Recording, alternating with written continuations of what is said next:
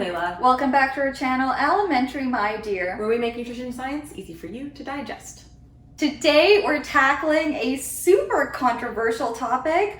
Are eggs bad for you? I think that's been a pretty big question for quite a while, and it comes in and out of the news. One story is eggs are gonna kill you. If you eat eggs, that's it. And then the next year it's no, eggs are okay. And I have to say, I'm pretty biased on this topic because I love eggs. I love eggs too. Like a poached egg that's just slightly runny on top of toast. Yes, and so versatile. So cheap, easy to make. I feel like it's probably one of the first things that anyone learns to cook. Did you ever make microwave scrambled eggs? No, I haven't. That was one of my specialties when I was 5 years old. Was you just scramble it. 5 years old? Oh yeah, I was Look at you go. Yeah, you scramble it up, put it in the microwave. I think a couple minutes, then you stir it up again. You put the and it works, eh? It works. Is it good? It's not amazing. It tastes like airline eggs, but it's good. That's my recipe for anyone who doesn't have the stove. Microwave eggs. Also, don't forget to subscribe so you never miss a video. Way to drop the ball. I literally every week. The major concern that people have with eggs is eggs and cardiovascular disease, or eggs and cholesterol. And I think a lot of people hear the word cholesterol but may not know what the function or what cholesterol actually is, because it's one of those numbers that your doctor gives you. It's gotta work on that cholesterol, and you're okay. I feel like there's so many terms in physiology that are actually kind of an important part of our bodies, but they're almost only ever talked about in a negative sense. Believe it or not, our bodies actually make cholesterol because it needs it. All animals make cholesterol, and it serves a variety of important roles, including being part of our cell membrane. So all the cells in your body, they have it around there, keeping up the structure, making hormones, making vitamin D, making bile acids, so something that's really important in the digestion of fat, and hormones like estrogen and testosterone. Cholesterol is the precursor of those very important hormones. So we make it for a reason, and since it's produced by all animals, the major source of cholesterol in the diet are animal foods. We talked about how important cholesterol actually is to our bodies, so now you might be wondering, well, what's the fear then? Where is that concern coming from? Basically, when there are high levels of cholesterol in the blood, it can lead to something called atherosclerosis, which is a very weird and difficult sounding word, but it's basically when things like cholesterol and other fibrous tissue starts depositing in the walls of your arteries. And if you can kind of imagine, your arteries are like these tubes that allow blood to go every which way in your body. And when those tubes start getting kind of obstructed with those deposits, you can imagine, the tubes are getting narrower and narrower and narrower. And the problem arises when, things get so narrow that it actually obstructs the flow of blood. Something like a heart attack, basically what's happening is that the arteries are so narrow that your heart is deprived of that blood and the oxygen in the blood. And of course, all of our cells need oxygen to survive and function, and that's what can ultimately lead to something like a heart attack. You might have heard the terms before, good cholesterol and bad cholesterol, and you might be why is one good and one bad? And it's really kind of just the function that's different. It really is the same cholesterol, but it's kind of how it's packaged up and where it's going that makes it good or bad. So the bad one is typically seen as LDL cholesterol. LDL stands for low density lipoprotein. And the role of that is to bring cholesterol around your body and give it to all the tissues that need it and want it, and maybe some other places that it's not needed or wanted, but the LDL's let me put some cholesterol here, including in your arteries, which Rabina just mentioned, not a great thing. And then on the flip side, what's considered good cholesterol is high density lipoprotein, or HDL.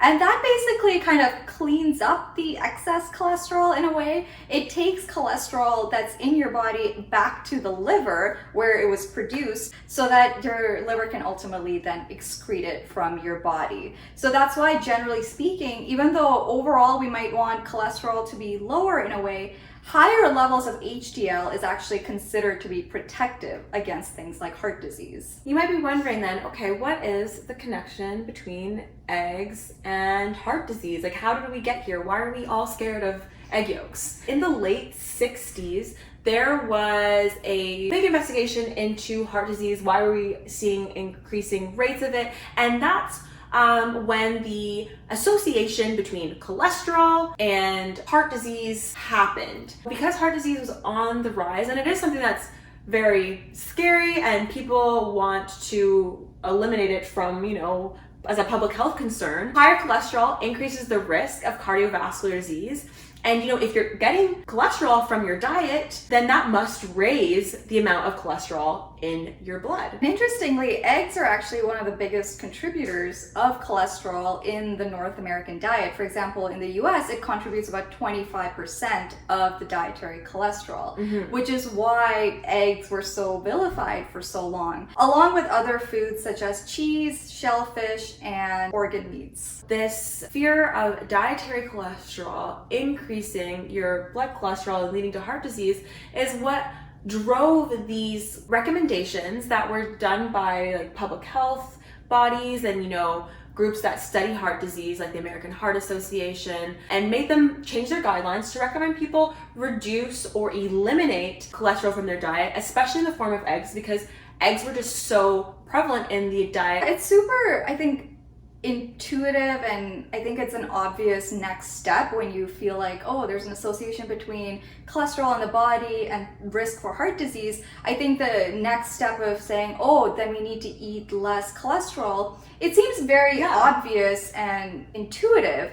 But interestingly, our bodies are actually very, very smart. And in many different contexts, there's so many negative feedback loops and mechanisms in place to kind of help keep things stable. And cholesterol is no different. In our bodies, cholesterol actually is almost like a negative feedback loop to production of more cholesterol. There is an enzyme in your body that helps lead to the production of more cholesterol, but cholesterol itself actually inhibits that enzyme. So basically, if you eat a little more cholesterol, for most people, what your body will do is inhibit that enzyme, and you'll end up not producing more cholesterol in your body. And as a result, the levels of cholesterol in most people will end up being relatively stable. Rabita said in most people, and that's because we do see a bit of genetic variation there. So some people with certain genes aren't as good at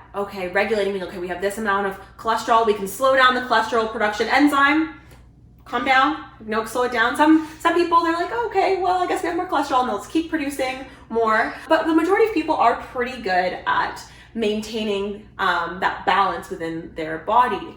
Also, we do know at really, really high levels of cholesterol intake, which would be the equivalent in humans of about 1 kilo of eggs in a day, your body's not as good at regulating for that just because it is so much cholesterol. Additionally, now we know that actually saturated fat is what's actually the culprit when it comes to that increased risk of cardiovascular disease. And when you think about it, a lot of the foods that we eat that are high in cholesterol also happen to be high in saturated fat. So it's almost just like we kind of assumed that it was one variable in these foods that was causing these risk factors, but really it seems like it's another variable. What's really interesting with the case of eggs is even though eggs are really high in cholesterol, they're very low in saturated fat. And so is a lot of shellfish like shrimp, high in cholesterol, low in saturated fat. When we're looking at cholesterol as a whole in these studies,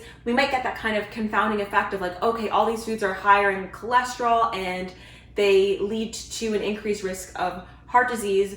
And they're grouping eggs in there with red meats and processed baked goods and all these other things that have both high saturated fat and high cholesterol, and finding that association and then applying it to eggs that don't really have that much saturated fat in them. As a result of realizing these things, a lot of organizations have actually rolled back their recommendations to reduce dietary cholesterol, and a lot of these organizations are actually now just focusing on the saturated fat in people's diets. And it's worth noting that, you know, these changes have only happened in the last like 5 to 10 years. I know a lot of healthcare professionals like doctors do still recommend to their patients to reduce dietary cholesterol. And of course, you know, listen to your doctor and all that, but it is possible. The dietitian. Yeah, listen to your doctor and all that, but like also but also check if they've been keeping up with literature. That's actually a very good point. Honestly, for all of your healthcare professionals, like, see where they're at the, like, ask on their last professional development, you know, at professional education. Have they been to a conference recently? At the end of the day, the PR team for eggs, they need to really step it up, because I think that messaging around eggs being bad for you is still there, especially with the yolk in it, because that's where like most of the cholesterol and also most of the flavor and deliciousness. Exactly. Let's not forget about that. Exactly. Eggs have the exactly. That's our point. Eggs are delicious. Eggs are delicious. Stop hating on them. Leave us alone. Really, literally though. Like, the thing is like eggs provide a really good source of complete protein that's affordable, easy to prepare, which makes it accessible for a lot of different people. As you mentioned, delicious and versatile. And that yolk piece, not only does it have cholesterol in it, but it also has vitamins A, E, D, and K.